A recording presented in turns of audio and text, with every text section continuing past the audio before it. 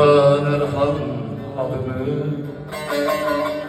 zabıtlara yazdılar. Kahvece vurdular beni, tabutlara yazdılar.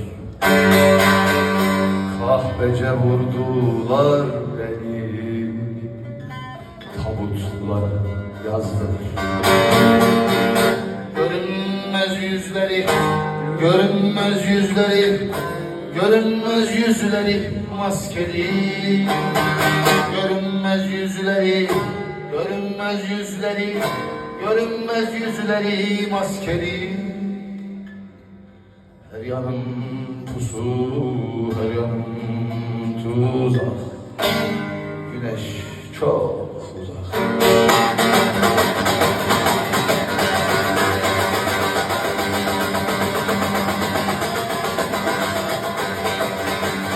Saçı sakalı bitti keleşliler, sağıma soluma yerleştiler.